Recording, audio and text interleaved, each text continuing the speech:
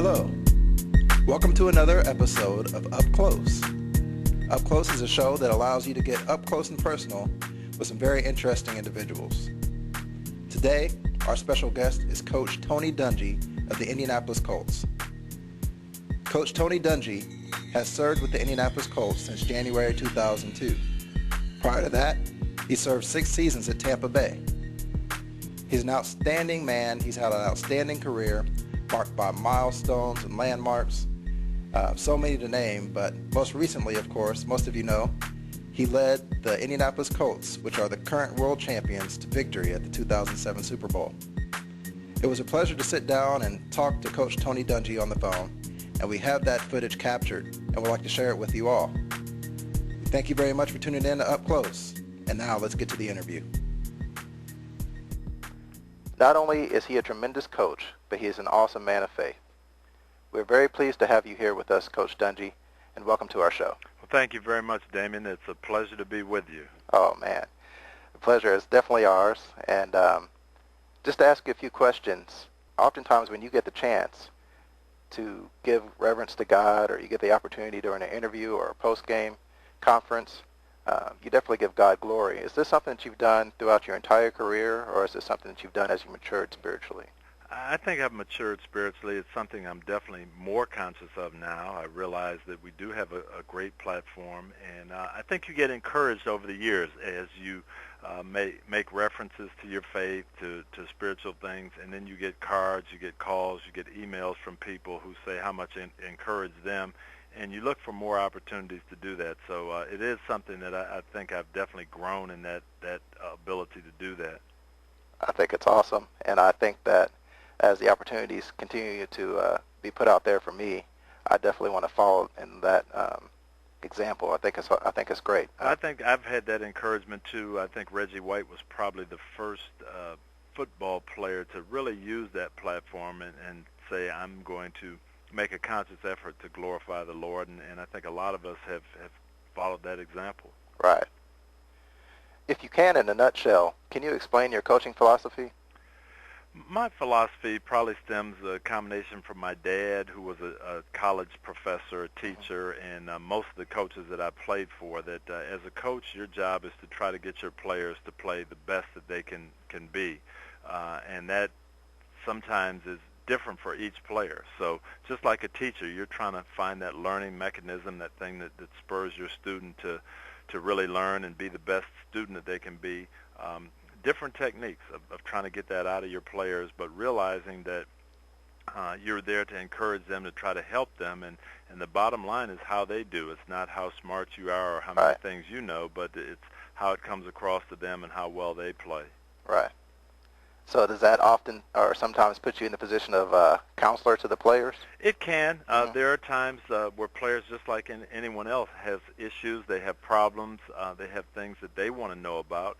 And that's part of your job, because if you can help them mentally get cleared up and to feel good about the direction they're going, then that's going to show on the field as well, and another way that's going to help them play better. Right. I definitely believe that. There is a photograph that's being filtered through the internet now. I believe it's after the Super Bowl, of you, it looks like the Indianapolis Colts team, some staff members, unified in prayer. And my question to you is this a common practice in the organization as you head it up? It is. It actually is the way we start. That's the last thing we do before we go on the field, and generally the last thing we do as a group after the game.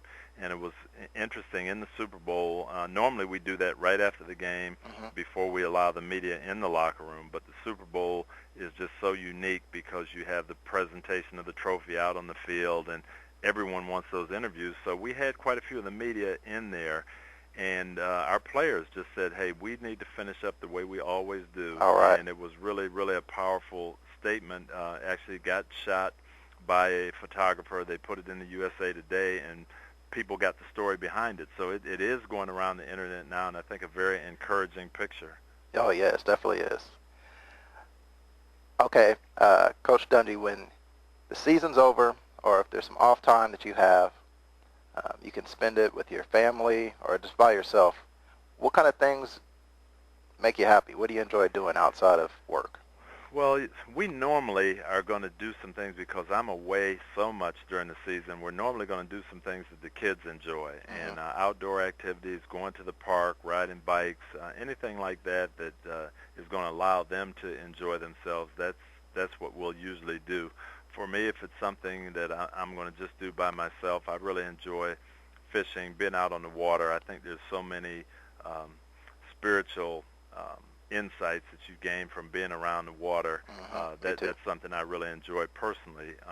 But those would probably be the outdoor things more than anything. And you said, when I asked you that question, that you're away so much, that you focus on the kids when you do have that time. How have you found success balancing that time away with your wife and your children? It's very tough. I know my dad, as I mentioned, was a school teacher, so all the times that we were off, vacation times, weekends, he was around, and we got to spend a great deal of time with him. And I don't have that time with my kids, and that's one of the negatives of our job and one of the disappointing things. But what I'll try to do is make up for that in the times that we are there to make sure we're doing things that they enjoy and make sure they know that I would be there if I could, and that's probably the important thing for them. Right. Well, that's great, man. I just have something personal to say just about you, and it's amazing how today I'm sitting here interviewing you, and it means a lot to me.